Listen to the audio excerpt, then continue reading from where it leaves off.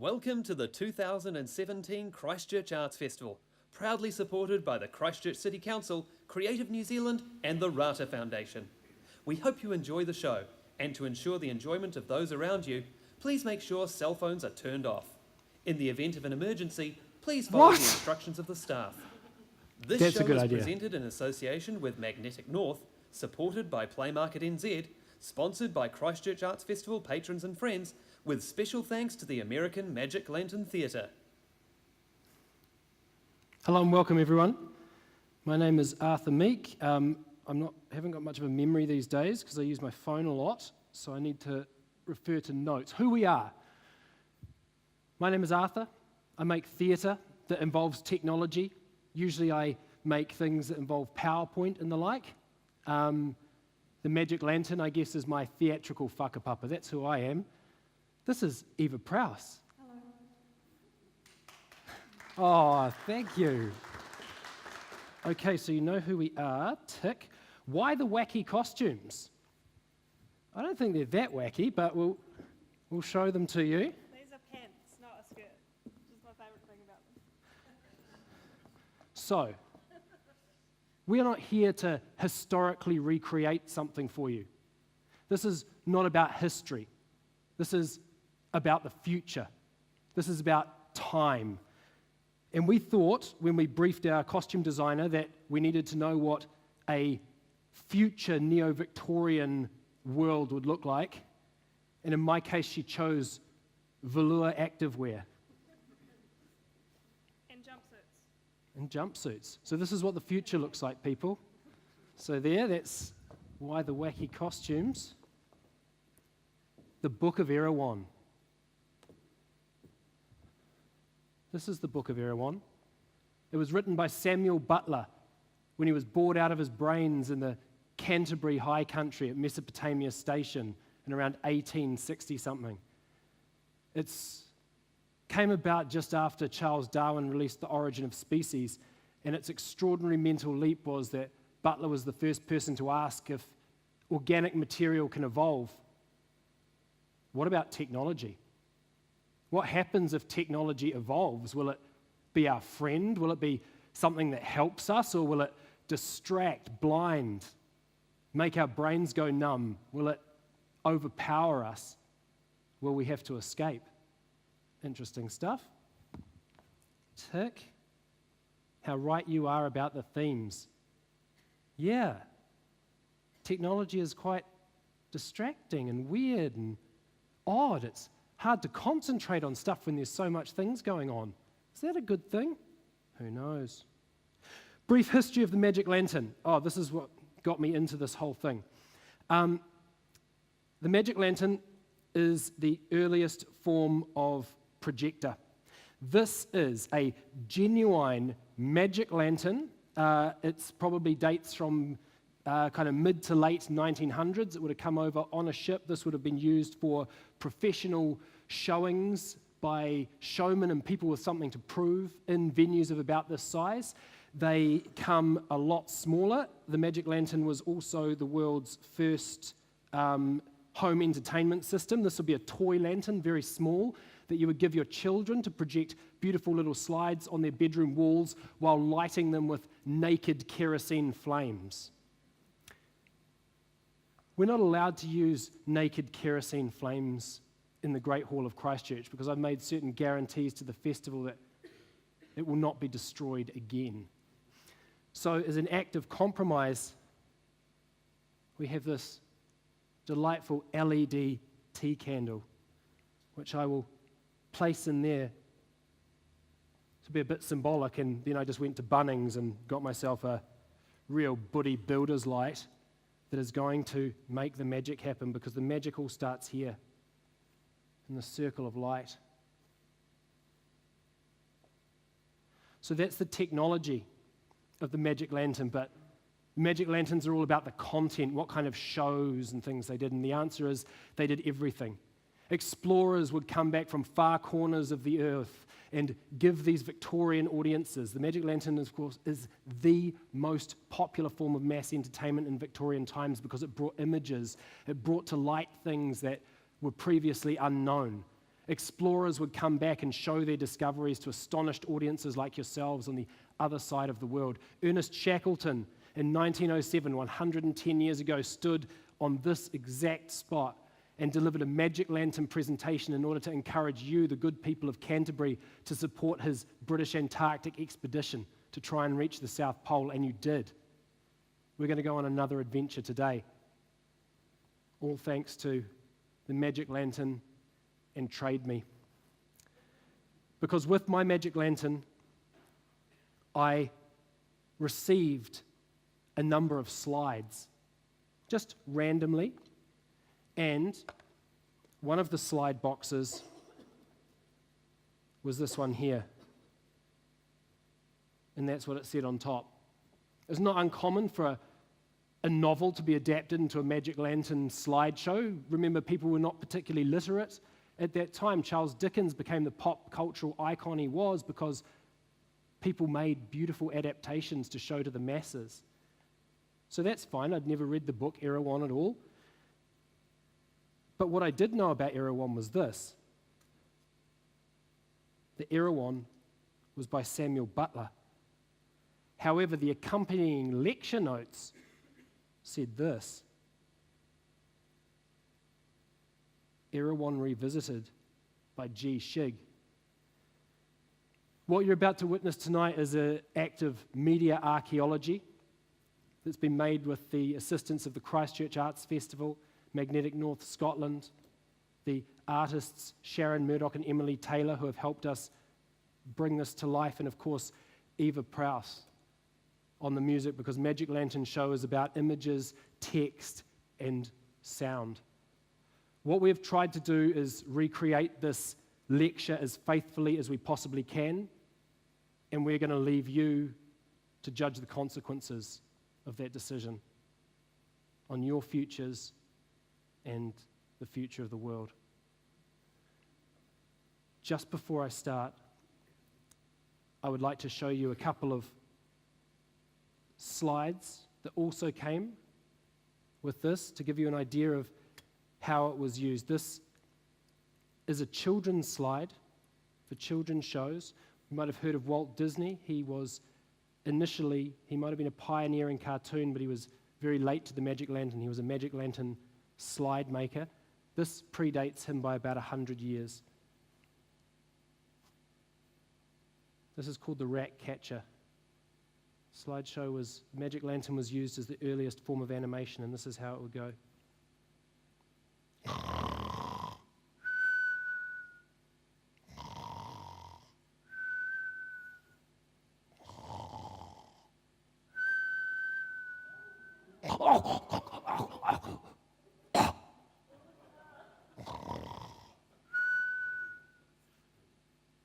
People have been laughing at this slide since before the Battle of Waterloo.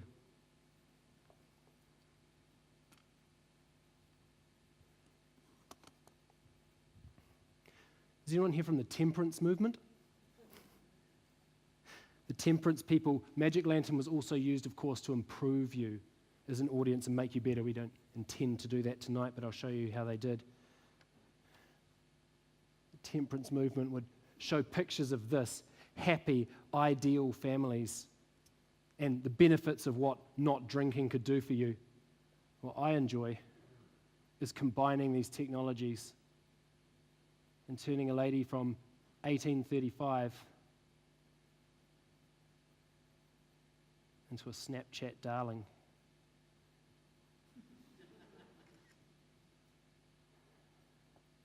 So in figuring out how to tell the story, we realized that in order to reveal, we needed to use the grandparent Magic Lantern, and we needed to use the most modern Magic Lantern, and try and get these two characters to work together to reveal the truth. Ladies and gentlemen, I hope you enjoy Erewhon Revisited.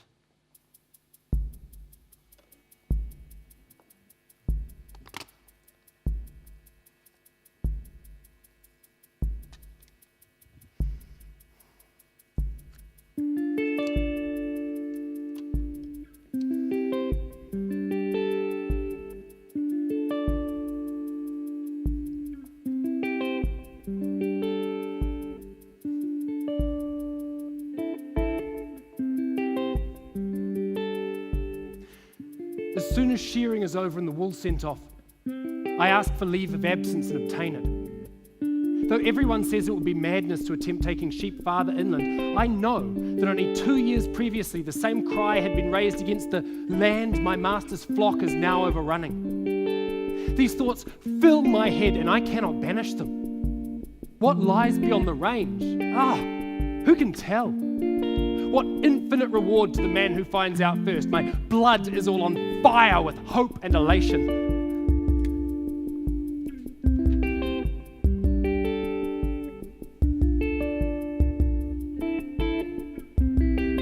I determine to follow the river up every branch, and I always find that it leads to a glacier, which is plainly impassable. No available sheep country. I wash for gold, it comes to nothing. I pass 3 weeks in exploring. Never do I find time go more quickly. One stream remains. It is easy traveling. After about 5 or 6 miles, I find myself standing at the top of a not inconsiderable waterfall, gazing into a deep pool below. What then shall I do? The more I think on it, the more determined I become either to win fame and perhaps fortune by entering this unknown world, or give up life in the attempt. I leap! I'm nearly drowned. I reach a bank. I proceed cautiously up the glacier, through the mist, when I fancy I see some objects darker than the clouds looming in front of me. A gasp of unutterable horror runs through me when I find myself surrounded by a circle of gigantic forms many times higher than myself. Not living beings, but iron statues, each hideous after a different kind. One raging furious as in pain and great despair. Another lean and cadaverous with famine. A third cruel and idiotic, all their eyes fixated on tablets which they hold in their hands inscribed with gruesome hieroglyphs. A gust of howling wind and moans from the statues above me. The inhuman creatures who have conceived these beasts have hollowed their heads into a sort of organ pipe so that their mouths should catch the wind and sound with it blowing. Horrible! I hurry onward. Down, down, down. I get below the level of the clouds. And what I see.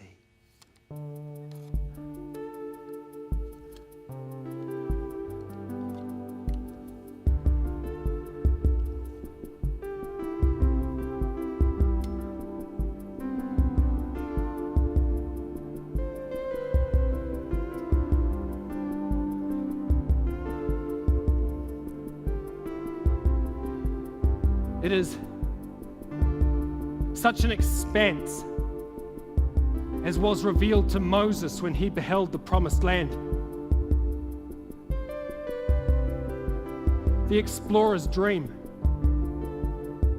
A lush, undiscovered country, waiting only for the son of empire to deliver her to God, queen, and country.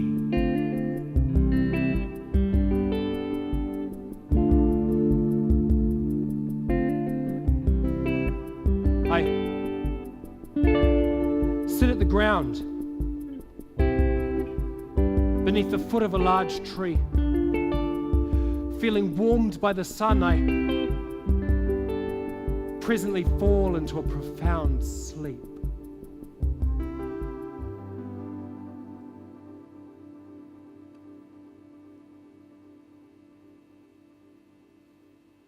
When I awake, I am encountered but by a pair of naked men. My colour seems to surprise them the most, for I have pale skin, blue eyes, and fair hair. They make me feel as though I am something utterly new and unlooked for, which they cannot comprehend. I am exhausted beyond all sense of fear. I speak to them in English they do not understand. I point to the mountains in the direction of the statues. One of them grimaces in imitation of one of them. Well, I laugh and shudder expressively, whereon they chatter hard to one another. Endo-fleece. Endo-fleece. One of them motions me to follow. Well, I dare not thwart them. Besides, I feel tolerably sure that they have no intention of harming me.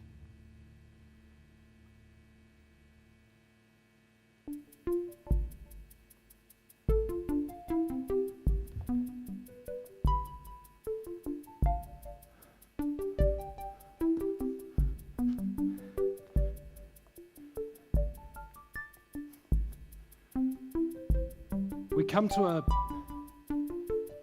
hut built into the side of a hill. In the hut are two women.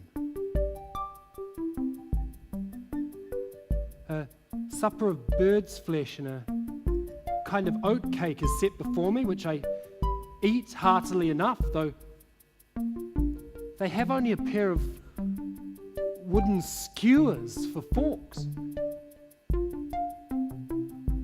I'm at once struck by the primitive character of all their appliances.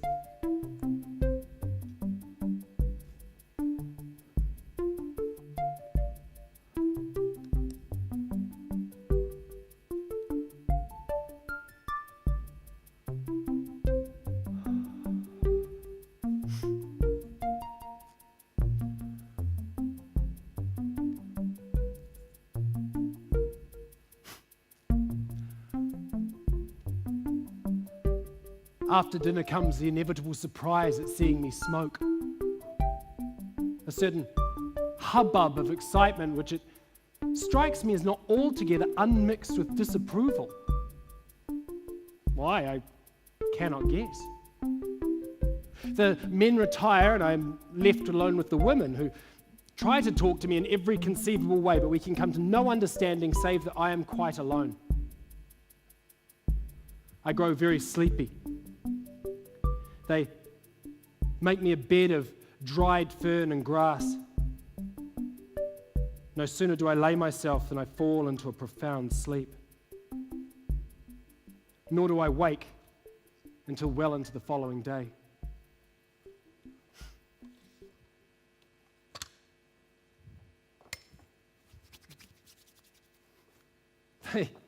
They take great interest in my ablutions, for they seem to doubt whether I am in all respects human like themselves.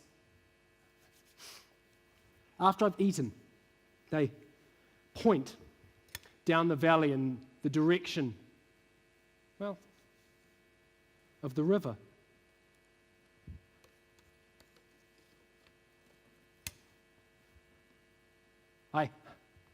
As though to indicate that I must go there with them, I laugh and motion my hand across my throat, lest I am afeard that I shall be killed.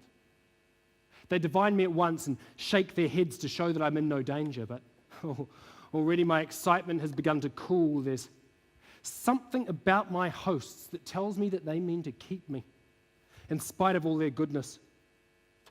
Also, I am forced to wonder, how long can a white man follow before it becomes impossible to lead?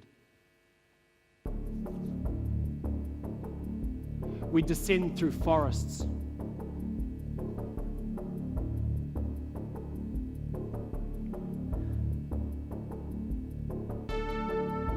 Suddenly we come upon a kind of a hamlet, like a beehive, set in, or rather of, a hill.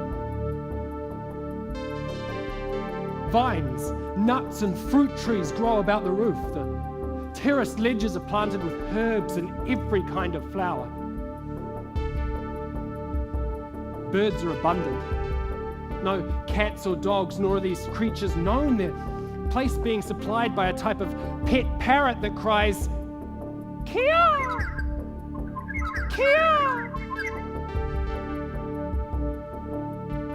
In the excitement that my arrival causes, there is much curiosity and no rudeness. The people cannot help eyeing me, nor I them, for they are of a physical appearance that is simply extraordinary. I never saw anything in the least bit comparable.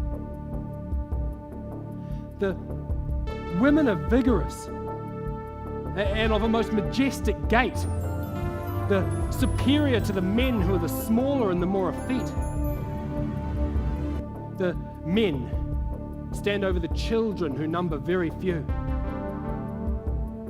Their colour is olive, yet ruddy with the glow of perfect health, and their expression is divine, but each and every feature is wrong. Eyes, ears, noses, hands, brows, feet, almost invariably imperfect.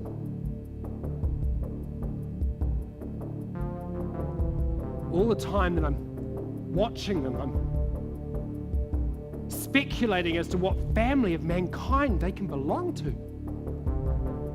Suddenly an idea comes into my head that causes the blood to rush to my cheeks with excitement when I think on it. Is it possible that they are the 10 lost tribes of Israel? Is it possible that I have been anointed by providence to restore them to a knowledge of the only truth? What a thought is this! I should rank alongside the apostles, above every Old Testament writer except Moses and Isaiah. I determine that should I see any evidence that causes me to confirm my impression, I will most certainly convert them.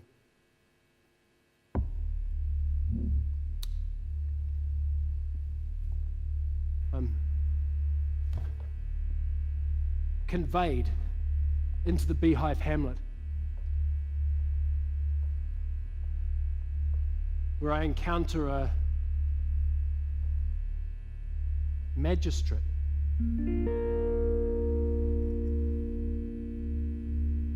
The magistrate is a venerable-looking woman with white hair and a beard and a face of great sagacity.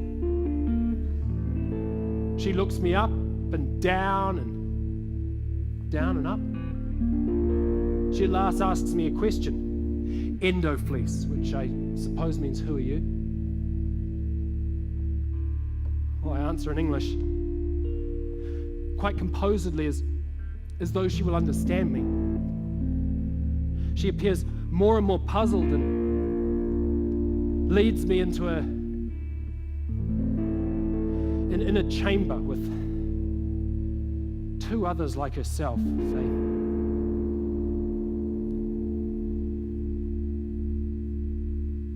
They strip me.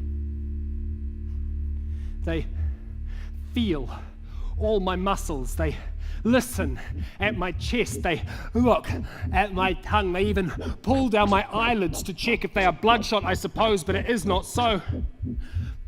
When they are finished, they begin to overhaul the contents of my pockets. Now, this gives me little uneasiness, for I have nothing that they are at all likely to want, nor that I care about losing. I soon discover my mistake. They find my tobacco pipe, and they insist on seeing me use it.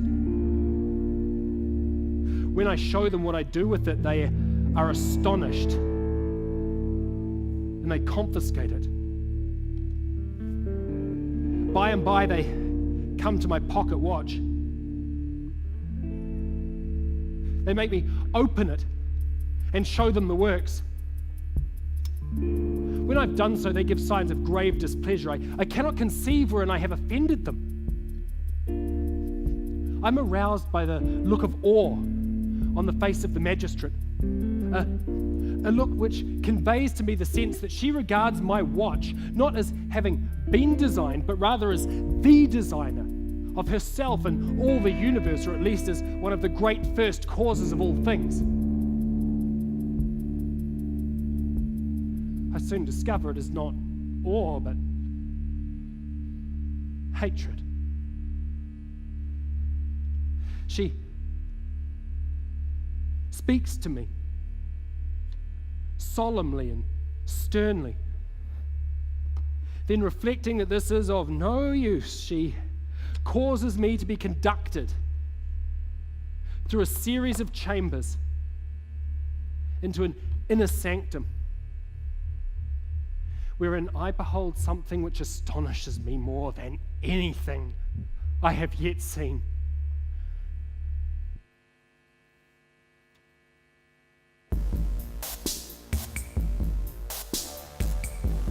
It is a room full of machines. Things like cylinders, like pistons, like flywheels, like a crank, like a black plinth, atop which is a book bound of a cloth of a type I have never seen. It appears to be several hundred years old. The book is filled with pictures, beginning with our own most recent inventions and more besides. Each image is accompanied by writing in a language that I cannot understand. By and by we come to a page which begins with a sundial, an hourglass, some watches, and more. My watch is compared with the ones in the book. Now the family is different, but the design it's clearly the same. On this, the magistrate gives me a stern lecture. Nor does she seem in the least bit appeased until I tell her, well, look, she might as well have my watch. My watch is taken. And I am taken back to, how do I describe it?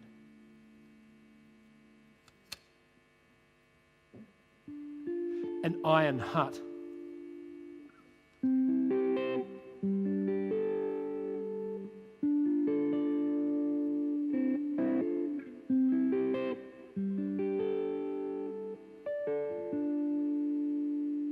The hideous man who conducts me makes me to understand that I can walk in the prison gardens whenever I like, and that I can eat whatever I wish of the fruit and flightless fowl. But it's plain that I'm to consider myself a prisoner. For how long I cannot by any means determine. And here for the first time my courage completely fails me. It's enough to say that I'm penniless. A prisoner in a foreign land where I have no friend nor any knowledge of the customs or language of the inhabitants. Oh, I'm at the mercy of women with whom I have very little in common. And yet at the same time, I can't help feeling deeply interested in the upside down, back to front people among whom I've fallen. What is the meaning of the balance of the sexes? Women on top, men below, their number and physical appearance, the machine room, the picture book, the disgust with which the magistrate regarded my watch. These people have no machinery now, yet they must at one time have had the fullest knowledge of our own most recent inventions and more besides. How can it be that having been so far in advance, that they are now as much behind us?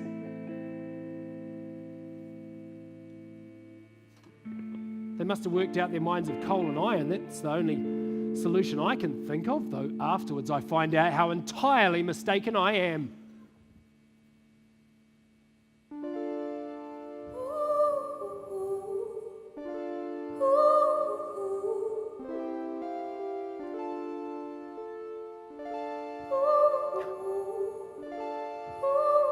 Into my iron hut, a young woman makes her appearance. Just think of the loveliest thing you've ever seen, and you'll still be below the truth. She's not more than 20 and most delicately featured. Her lips are full and sweet. Her eyes are deep hazel framed with long and springing eyelashes. Her hair's neatly braided from off her forehead. Her hands and feet might have served as models for a sculptor, though not a local one. She sets a savoury-looking dish upon the floor and gestures towards it with a glance of pity, whereon I decide she shall pity me some more. She returns to find me laid back on my fern, hands over my face, the very picture of abject misery and, like all pictures, rather misleading. As I watch her through my fingers out the room, I'm sure she feels exceedingly sorry for me. Her back being turned, I set to eat my dinner, which is excellent. She returns later with the hideous man who I later find out is father to the pretty creature and jailer of the beehive hamlet. They accompany an instructor who has a very grand idea of herself and a very small one of me. The instructor makes me to understand that she intends to teach me the language. Now this delights me. For they'd hardly teach me if they intended cruel usage towards me afterwards. My lessons begin at once and I learn the numbers and personal pronouns. Eva, would you be able to accompany me with our learning song?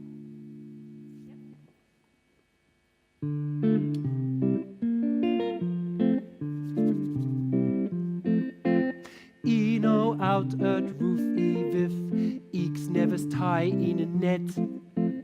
Eno out at roof evif, eeks nevers tie in a net. Im oi re mi met, su su su su su. Im oi re mi met, su su su su su. I can detect no parallels between this and any language of which I have the least familiarity, which makes me think I might be learning Hebrew. My instructor comes every day, but my real dictionary and grammar are Eram, Y-R-A-M, for that is my beauty's name. I learned that my arrival has caused great consternation and excitement throughout the colony of Erewhon, and that I am to be detained upon receipt of advice from the government. My having a watch is considered a most heinous offence, Iram tells me, almost as bad as having typhus. And my pale skin and light hair don't help. It appears that I've been cast into a world that prioritizes, nay, fetishizes a concept that can be best described as ugliness. Now, I've been told that I have more to glory in the flesh than any other aspect, being over 6 foot and proportionately strong. So it comes as a great surprise to learn that what I'd taken to be admirers gazing at me through the doors of the window of my iron hut bethink me something like a dressed-up chimpanzee.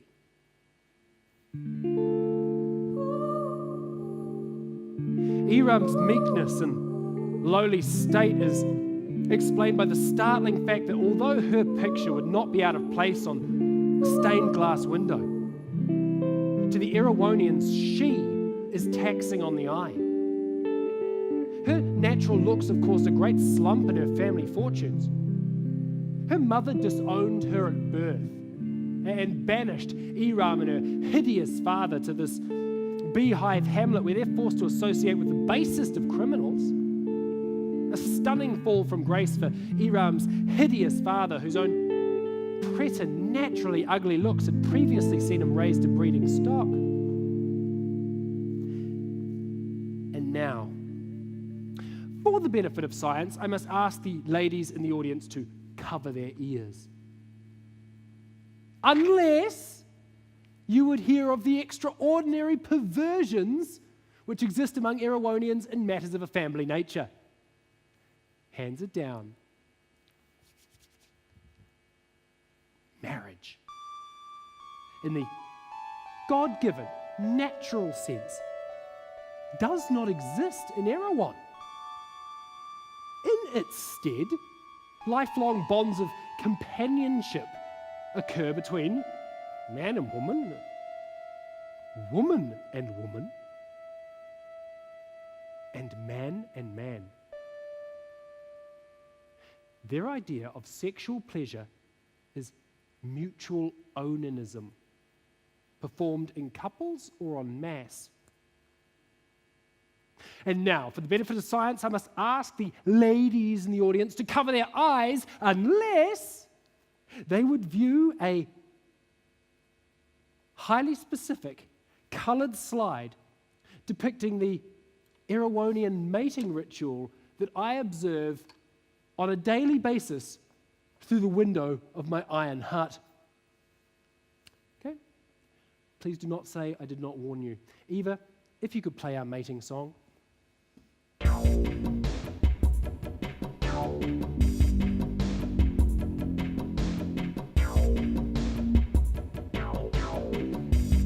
As you can see, they're highly skilled at it, and it also acts as a form of contraception. Procreation is considered by Erewhonians to be a most undesirable thing to do. Where our Lord tells us to go forth and multiply, Ruthra, the Erewhonian prophet, tells him to divide. At the age of 18, women draw lots. The 1 in 8 are selected conscripted to bear one child on behalf of the state, which may be given up to the care of the state immediately upon weaning. Now, all of them are. Their breeding method transliterates as palming off, where the male, selected through an annual ugliness contest, will cast seed into his hand and palm it off to the would-be mother, who will insert it using her fingers or those of a chosen companion. Iram's looks preclude her from this practice and cruelly forestall her hopes of ever meeting any kind of lifelong companion. I feel compelled to redress the injustice. I propose to make no mention of what takes place between myself and Iram at this time, but suffice to say I help alert her to a practice of which she's utterly ignorant and deeply grateful.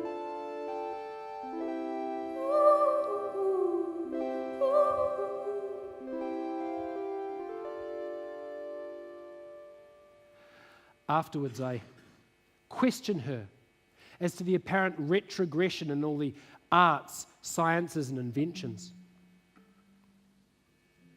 I learned that about 500 years previously, the Erewhonian state of mechanical knowledge was far in advance of our own and evolving with a prodigious rapidity until such time as machines had developed an instinct and vitality as different from and superior to that of humans as animal to vegetable life.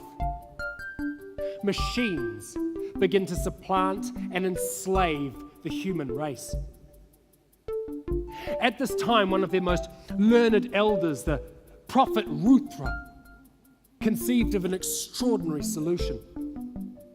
A colony of pilgrims who would journey to Erewhon to create a colony where they make a clean sweep of all technology and strictly forbid all further innovation.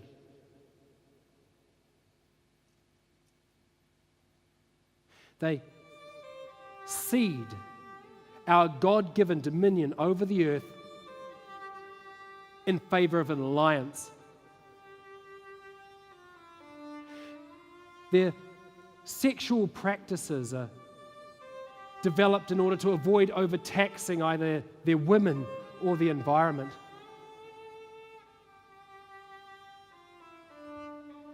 Erewhon is constituted to maximize human happiness. Work as we know it is unknown. Planning, nature, and natural inclination provide for all wants and necessities.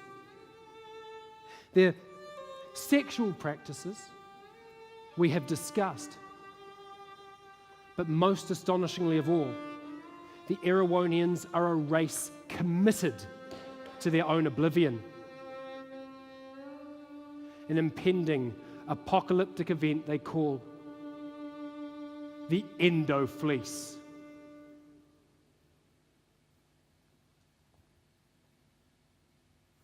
My food is wholesome. The good red wine is admirable, and I find a kind of a hop growing about the gardens, which I sweat and dry in heaps. This is a remarkable substitute for tobacco. Often, Iram and I will slip away to a nearby glade where we smoke and serve Venus.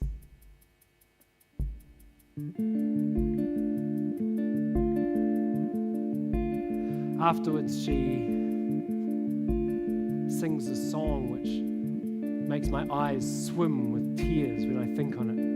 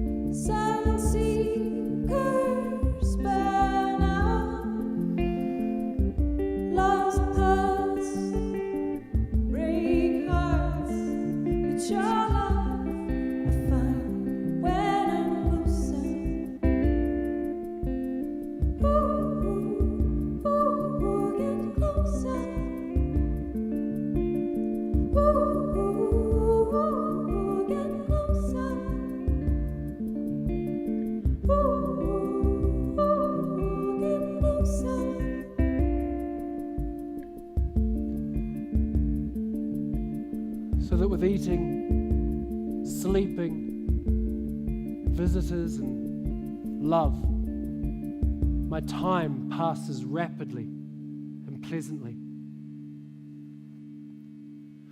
Only once does Irawan treat me in a way that is unkind. I catch a severe cold and I feel really poorly. Thinking that it would be rather pleasant to be petted and cosseted by Irawan, I certainly don't make myself out to be any better off than I am. She fires up at once and asks me how dare I presume to mention such a thing. She has a very mind to tell her father, only she fears the consequences will be so very severe. Well, I ask her what it is I've done amiss, whereon it comes out that illness of any sort is considered by Erewhonians to be highly criminal and immoral, and that I am liable even for catching a cold to be severely punished. The gentleman before me in the iron hut had been sentenced to 6 months for pneumonia. His pleas that he came from a sickly family and lived all his life on the drafty side of the hill were not taken into account. In fact, his prior history of petty illness only served to increase the severity of his sentence. Well, I cannot pretend to understand it, but I never remember to have lost a cold so rapidly. On the other hand, Erewhonians view crime as a temporary malady, warranting of patience, care, and the concern of one's community. Okay, one day, Irawan's hideous father returned from a celebration carrying a neighbour's parrot. "Rupapa!" cried Irawan, "poor Papa! He has such a tender moral constitution.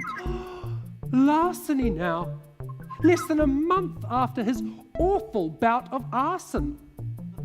Whatever has he done to deserve such misfortune?" Well, this made me wretched, for I cannot bear to have anything to do with people who think differently from myself. Another month flies by. My instructor professes astonishment with my progress and tells me that the entire beehive hamlet is set to accompany me to the palace in order to meet the Queen. I find myself very merry, and I reflect that in the few short months since I left my master's station, I have surpassed my every object. I've discovered a boundless land of opportunity. I have won the love of the most beautiful woman on earth, and now I am to be admitted into royal circles. On the morning of our departure, Irawan has fallen pregnant. Well, I'm elated. She is racked with fear. Conscripted mothers receive immunity from prosecution for pregnancy-related illnesses, much in the same way as we absolve our soldiers of the crime of murder. But severe punishment is meted out to those who suffer complications caused by an unsanctioned oven bun. We determined to keep our secret until we can resolve our best course of action.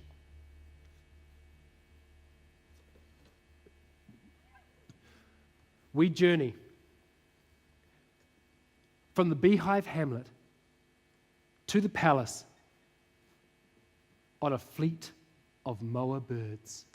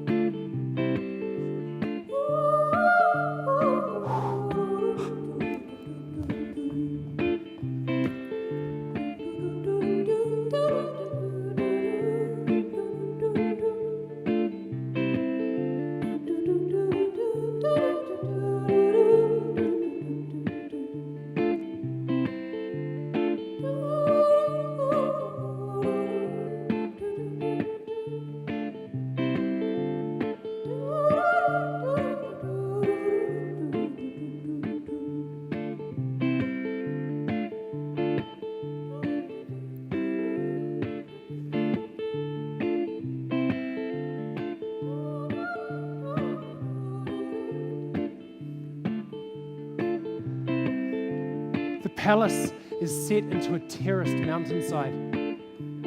It's people massed to welcome us with song. Their beautiful voices are accompanied by the sound of half a dozen jade gongs which ladies beat about at random. My companions respond with a chant of their own, derived from the songs of birds and the wailing of the winds. Then the friendly peoples amalgamate through the grasping of hands and the pressing of noses. All except Iram and her hideous father, who stand meekly to one side.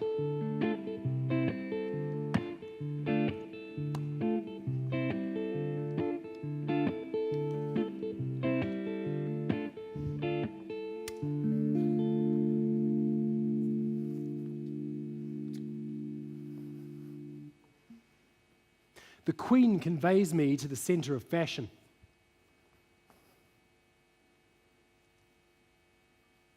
Behold, our unlikely-looking Saviour,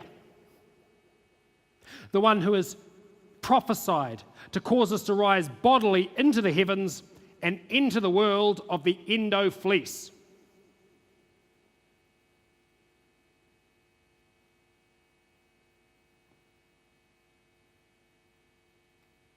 Ruthra says the Indo-Fleece begins when you conceive a child unto my daughter.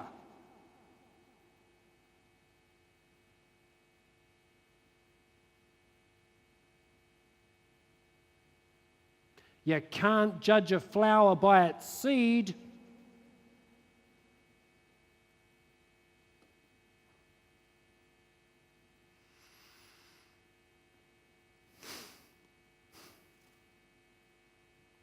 The Queen conveys me to the centre of fashion. Our unlikely-looking Saviour,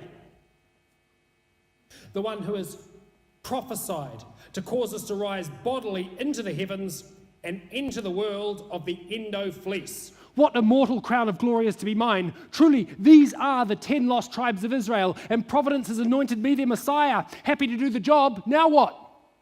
Ruthra says the Indo-Fleece begins when you conceive a child unto my daughter.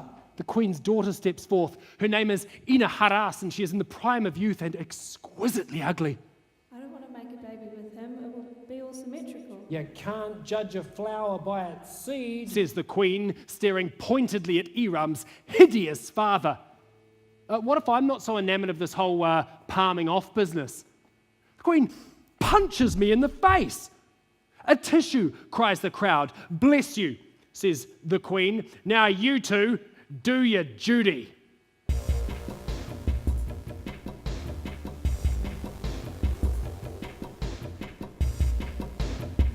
Inaharas begins to grudgingly disrobe while the entire tribe gathers around us and begins abusing themselves in ritual support.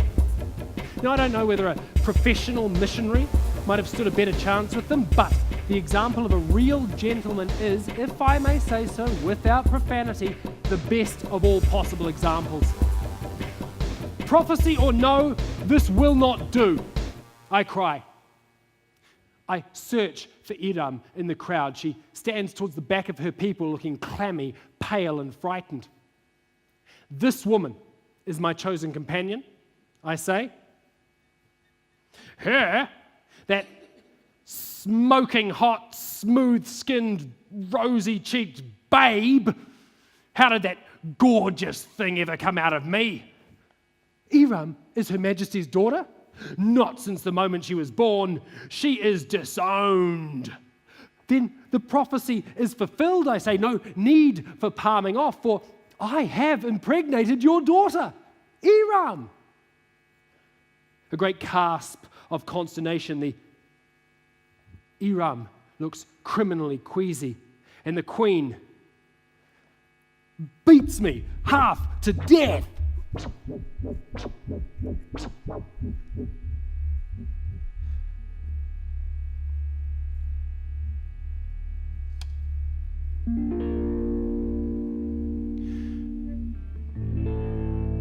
I awake, broken and bruised on the ground.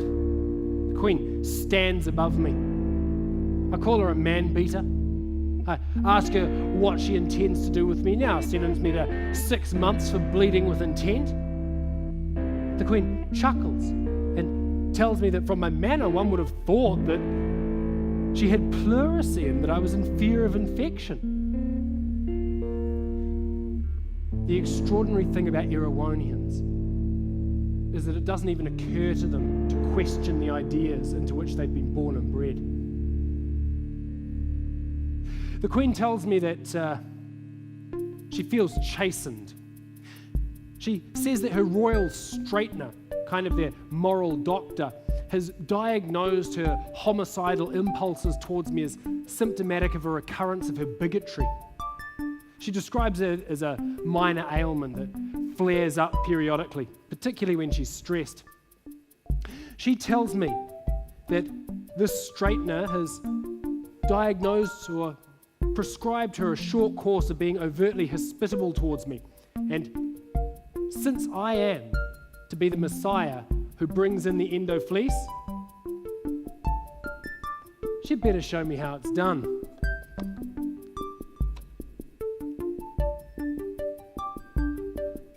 I'm led into the palace through a series of long corridors into a room that is identical to the one in the Beehive Hamlet.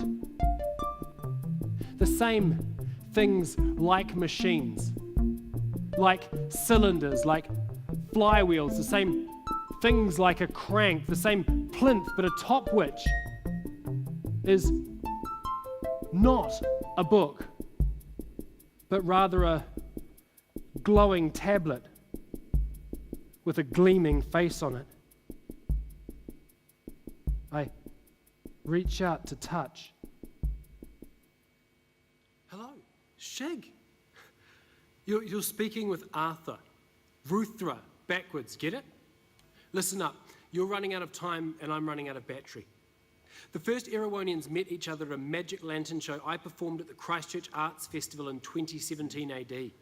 After the show, the smartest ones went to www.arthurmeek.com, where they purchased apartments in the Beehive Hamlet of Erewhon at 19th century prices. I used the money to invent time travel. You left England to escape its dark satanic mills. We left the 21st century to escape these bright satanic screens. It was the only way that we could evade their global roaming plans. The first pilgrims travelled back in time to found Erewhon in the Southern Alps. We know that no humans will discover Erewhon until you. Your arrival means their lease of Erewhon has ended. The end of lease has begun. It's time for them to leave. You're the one who will lead them back to the colony of Canterbury and help them integrate into your world. You will weld shut the circle of time. Once you get back, tell the story of Erewhon using the most advanced technology available. It is called a magic lantern show. It's really cool. How that will get from you to me is a mystery of time, fate, Hamilton, and trade me. The next bit is simple. Take Eram to an iron hut and hold on tight. Then the future will take care of itself. Good luck, buddy.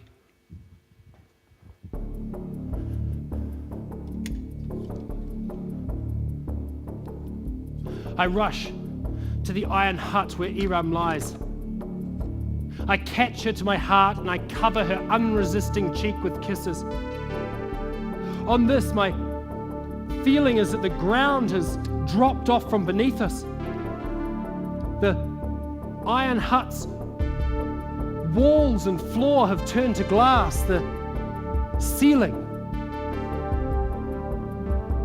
is an air balloon. We mount vertically. Well, within a minute we are at such a height that it is very cold and we are half stupefied with the strangeness of our position. We both feel our breathing seriously affected. We battle with a drowsiness from which it seems all too certain we shall never wake. we bid farewell for the 100th time and resign ourselves to meet the end.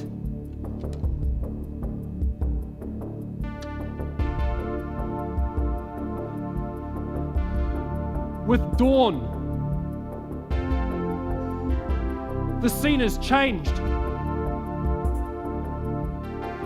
Beneath us, a sea of whiteness through which are thrust innumerable mountaintops that look like islands. We cross the Wange, the waving downs. 2 white specks of huts, the yards, the wool shed. My master's station, all seen as through the wrong end of a telescope. So clear and brilliant is the air.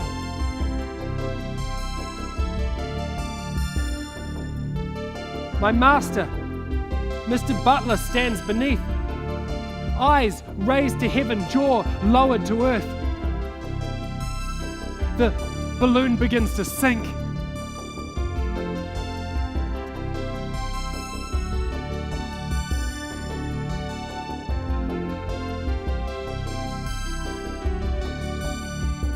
We make land. No sooner would he step out of the car when, lo, the balloon ascends into the heavens and off to sea. Awed and breathless, my master approaches. I regret to say that I suffered Mr. Butler to mislead himself in certain particulars of my adventure, but be assured that had I told him everything, he would not believe me. Eram and I are married and delivered of a child, a beautiful boy, unfortunately, but we love him all the same. I return not to my old life as a shepherd, but as acting station master. No sooner have I recounted my tale than Mr. Butler leaves for England on some urgent business and leaves me with a grand salary and strict instructions not to leave the station. He never does return. I soon become familiar with his book, Erewhon. As I say, I allowed him to mislead himself in certain important particulars. As you know,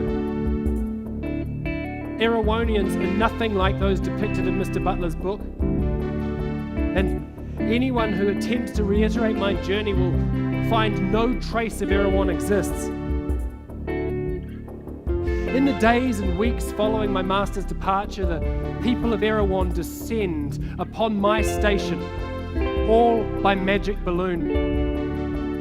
From high above Erewhon, the last of them witness the iron statues take to the air like flaming spears and raise all evidence of their former civilization through landslides and implosions. We house them in the shearers' quarters, where I instruct them in the language and customs of the colony of Canterbury. After a season among the shearers, to whom they're introduced as Dalmatians, they make their way out to the cities, towns, and goldfields of our world, where they're invariably found to be good Christians and a source of considerable profit to themselves and their employers. If one is to judge by the countenance of the Erewhonians, they experience no dissatisfaction at their situation. In fact, a number of them take a special delight in conspiring amongst themselves and the locals to get children in what they call the Canterbury fashion.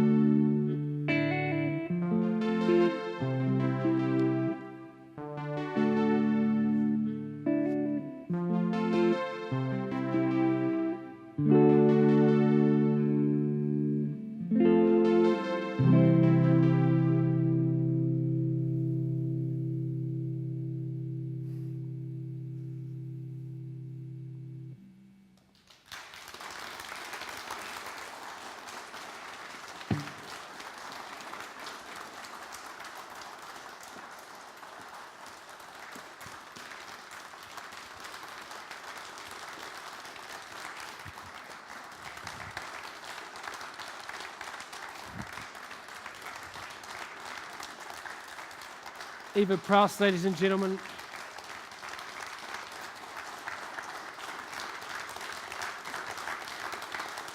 Thank you so much for coming to this inaugural season of Erewhon Revisited. If you would like to see the magic lantern and the slides and things closer up, or Eva will be very proud to show you her synthesizer, please just come on up to the stage. We'd love to have a chat with you. Thanks again, and I hope you enjoy the rest of the festival. Good night.